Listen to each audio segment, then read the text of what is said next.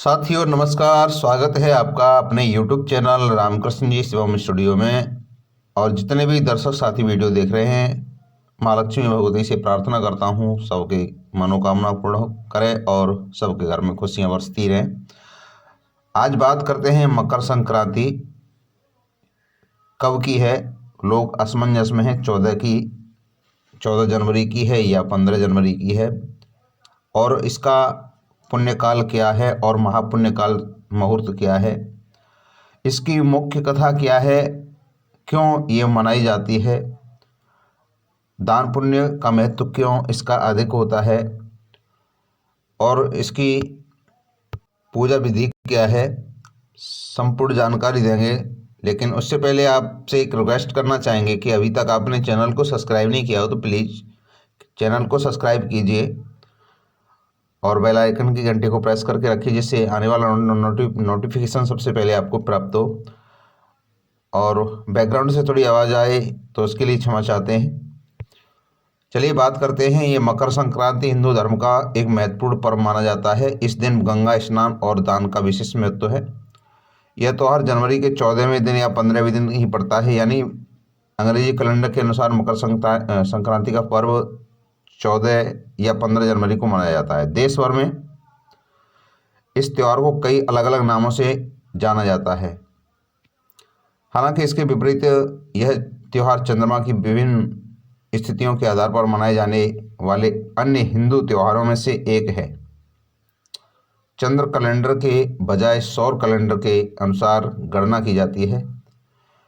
इस दिन से बड़े दिन होने लगते हैं जबकि रातें छोटी होने लगती हैं। और इस पर्व पर एक संक्रांति पर्व है। सूर्य अपनी राशि को बदल करके दूसरी राशि में प्रवेश करते हैं। तो किस समय पे मकर राशि में प्रवेश करेंगे, ये सभी जानकारी आपको इस वीडियो में देने वाले हैं। इस दिन रात और दिन दोनों बराबर होने से बसंत ऋतु का आगमन शुरू होता है। मकर संक्रांति को लेकर इस बार लोगों के मन में असमंजस की स्थिति बनी हुई है कि 14 जनवरी को मनाया जाए या 15 जनवरी को होगा। आइए जानते हैं 2024 में मकर संक्रांति कब मनाई जाएगी। 15 जनवरी को मकर संक्रांति इसलिए मनाई जाएगी क्योंकि सबसे मुख्य वजह यह है कि ज्योतिषियों के और पंचांग के अनुसार 15 जनवरी को मकर संक्रांति का महापर्व मनाया जाएगा। इस दिन सूर्य देव प्रातः यानी रात्रि में 2:54 पर धनु राशि से निकल करके मकर राशि में प्रवेश करेंगे। रात्रि सुबह 2:54 पर धनु राशि से निकल करके मकर राशि में प्रवेश करेंगे। इसलिए इस अवसर पर जो शुभ मुहूर्त रहेगा वो 15 जनवरी को रहेगा और 15 जनवरी को हमें मकर संक्रांति 2024 की मनानी चाहिए। बात करते हैं पुण्यकाल की। तो मकर संक्रांति का जो पुण्यकाल है वो प्रातः 7:15 से लेकर के शाम 6:21 तक है। और जो इसका मुख्य महापुण्य काल समय है वो ज़्यादा समय नहीं होता है। वो समय है उसका मकर संक्रांति का महापुण्य काल 7:15 से लेकर के 9:06 तक। इसकी पूजा की विधि क्या है, इसको कैसे इसका पूजन करना चाहिए। मकर संक्रांति की पूजा विधि। मकर संक्रांति 14 जनवरी को मनाई जाएगी। मकर संक्रांति 15 जनवरी को मनाई जाएगी। इस दिन भक्त पूरे विधि विधान से पूजा करते हैं। आइए जानते हैं किस विधि से मकर संक्रांति की पूजा करनी है। पूजा करने के लिए सबसे पहले उठ करके साफ सफाई कर लें। इसके बाद अगर संभव हो तो आसपास किसी पवित्र नदी में, जैसे गंगा या आदि अन्य कोई नदी है पवित्र नदी, ऐसा करके उसमें जाकर के स्नान करें। और ऐसा अगर नहीं हो पा रहा है, घर के पास पवित्र नदी नहीं है, तो आपके पास गंगा जल हो तो गंगा जल उस जल में मिला करके स्नान कर लें। आचमन करके खुद को शुद्ध कर लें। इस दिन पीले वस्त्र पहनना शुभ माना जाता है, तो पीले वस्त्र धारण करके सूर्य देव को अर्घ दें। इसके बाद क्या करना है, इसके बाद आपको करना है सूर्य चालीसा पढ़ना है या आदित्य हृदय स्तोत्र का पाठ करें। इसके बाद में आप आरती करें और दान करें। इस दिन दान करने से खास महत्व माना जाता है। अब बात करते हैं इसकी जो मुख्य कहानी है, मकर संक्रांति की जो कहानी है, क्यों मनाया जाता है ये पर्व। मकर संक्रांति की कई पौराणिक कथा हैं, लेकिन उसमें से कुछ मुख्य कथा आपको मैं बताने वाला हूँ। मकर संक्रांति के दिन सूर्य अपने पुत्र शनिदेव के घर जाते हैं। कहा जाता है कि इस दिन सूर्य की काले तिल के साथ उपासना करने से व्यक्ति को बहुत लाभ मिलता है। इसके अलावा मकर संक्रांति के मौके पर सूर्यदेव और शनि की कथा पढ़ी जाए तो शनि दोष से काफ़ी हद तक राहत मिलती है। आइए जानते हैं पूरी कथा के बारे में। मकर संक्रांति का त्यौहार इस बार 15 जनवरी को मनाया जा रहा है। इस दिन जप तप और दान करने का विशेष महत्व है। बात करते हैं ज्योतिष शास्त्र के अनुसार मकर संक्रांति के दिन सूर्य शनिदेव के घर जाते हैं। इस दिन सूर्य शनि की राशि मकर में प्रवेश करेंगे। आपको बता दें कि पहले शनि देव की राशि कुंभ थी, लेकिन जब सूर्यदेव शनिदेव से प्रसन्न हुए तो उन्होंने एक और राशि यानी मकर राशि इनको प्रदान कर दी। मकर संक्रांति के दिन सूर्य देव और शनि की कथा पढ़ने से शनि का दोष काफ़ी हद तक राहत देता है। मकर संक्रांति की जो पौराणिक कथा है वो सूर्यदेव शनिदेव से अच्छे संबंध नहीं थे उस समय।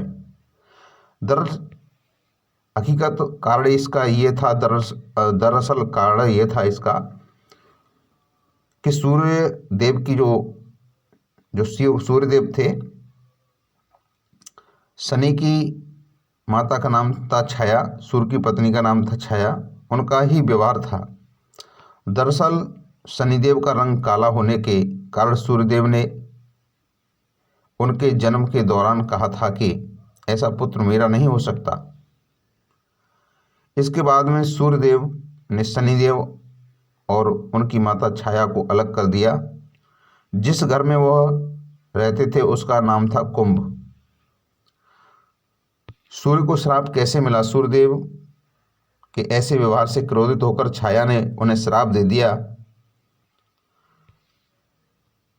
दिया था कि और छाया ने सूर्य को कुष्ठ रोग का श्राप दिया था, जिससे क्रोधित होकर के सूर्य ने छाया और शनि का घर जलाकर राख कर दिया। जब घर जलाकर के राख कर दिया तो सूर्यदेव के पुत्र यम ने सूर्यदेव को उस श्राप से मुक्त किया था। साथ ही उनके सामने मांग रखी थी कि वह उनकी माता यानी छाया के साथ अपने व्यवहार में बदलाव लाएं। छाया और शनि से मिलने पहुंचे सूर्यदेव। इसके बाद सूर्यदेव छाया और शनि से मिलने के लिए उनके घर पहुंचे। जब सूर्यदेव वहां पहुंचे तो उन्होंने देखा कि वहां कुछ भी नहीं था, सब कुछ जलकर के बर्बाद हो गया। इसके बाद शनिदेव ने काले तिल से अपने पिता का स्वागत किया। शनिदेव ऐसे व्यवहार से प्रसन्न होकर के, जब शनिदेव ने ऐसा व्यवहार किया तो सूर्यदेव प्रसन्न हुए और उन्होंने एक नया घर दिया जिसका नाम था मकर। इसके बाद वे वहाँ से ही शनिदेव 2 राशियों पर यानी कुंभ और मकर राशि के स्वामी हो गए। शनिदेव के इस व्यवहार से प्रसन्न होकर सूर्यदेव ने उन्हें एक बात कहा था कि जब तक वह मकर संक्रांति के मौके पर उनके घर आएंगे तो उनका धन धान्य से भर जाएगा, उनके पास किसी भी वस्तु की कमी नहीं रहेगी। साथ ही यह भी कहा था कि इस दिन जो लोग भी मकर संक्रांति के मौके पर मुझे काले तिल अर्पित करेंगे उनके जीवन में सुख समृद्धि आएगी। इसलिए मकर संक्रांति के मौके पर सूर्यदेव की पूजा में काले तिल का इस्तेमाल करने से व्यक्ति के घर में धन धान्य की कोई कमी नहीं रहती है। ब्रह्म सूत्र में तो यहाँ तक बताया है कि पितरों की आत्माओं की शांति के लिए एवं स्वस्वास्थ्य वर्धन एवं सर्व कल्याण के लिए तिल के 6 प्रयोग पुण्यदायक एवं फलदायक होते हैं। तिल जल से स्नान करना, यानी जल में तिल डाल करके स्नान करना, तिल का दान करना, तिल से बना हुआ भोजन खाना, जल में तिल अर्पण करना, तिल से आहुतियाँ प्रदान करना, तिल से उपटन करना, ये 6 प्रयोग विष्णु धर्म सूत्र में कहा गया है कि बहुत ही आत्मा को शांति देने वाले होते हैं। बात करते हैं पुण्यकाल की। सूर्य के उत्तरायण होने के बाद से देवों की ब्रह्म मुहूर्त उपासना का पुण्यकाल प्रारंभ हो जाता है। इस काल को ही परापरा विद्या की प्राप्ति का काल कहा जाता है। इसे साधना का सिद्धि काल भी कहा जाता है। इस काल में देव प्रतिष्ठा, गृह निर्माण, यज्ञ कर्म आदि पुनीत कर्म किए जाते हैं। मकर संक्रांति के एक दिन पूर्व से ही व्रत उपवास में रहकर योग्य पात्रों को दान देना चाहिए। मकर संक्रांति की पौराणिक कथा, कई ऐसी कथा हैं। एक बार की कथा है कि राजा भगीरथ सूर्यवंशी थे, जिन्होंने भगीरथ ने तप किया था। साधना के परिणाम स्वरूप पापनाशिनी गंगा को पृथ्वी पर ला करके अपने पूर्वजों का मोक्ष प्रदान करवाया। राजा भगीरथ ने अपने पूर्वजनों को गंगा जल, अक्षत, तिल और श्राद्ध किया था, श्राद्ध तर्पण किया था। तब से माघ मकर संक्रांति स्नान और मकर संक्रांति श्राद्ध तर्पण की प्रथा आज तक प्रचलित है, चली आ रही है। कुछ लोगों का मानना है कि कपिल मुनि के आश्रम में, एक पौराणिक कथा ये भी है कि कपिल मुनि के आश्रम पर जिस दिन मातु गंगे का पदार्पण हुआ था वह मकर संक्रांति का दिन था। पावन गंगा जल के स्पर्श मात्र से राजा भागीरथ के पूर्वजों को स्वर्ग की प्राप्ति हुई थी। कपिल मुनि ने वरदान देते हुए कहा था कि मातु गंगे त्रिकाल तक जन जन का पाप हरण करेगी और भक्तजनों की 7 पीढ़ियों को मुक्ति करेगी एवं मोक्ष प्रदान करेगी। गंगा जल का स्पर्श, पान, स्नान और दर्शन सभी पुण्यदायक फल प्रदान करेगा। तो पौराणिक कथा तो इसमें अन्य बहुत भी हैं और भी हैं। चलिए मिलते हैं नेक्स्ट वीडियो में, आपको इसकी पौराणिक अन्य कथाएं की जानकारी देंगे। और अभी तक आपने चैनल को सब्सक्राइब नहीं किया तो प्लीज़ चैनल को सब्सक्राइब करिए। Thank you.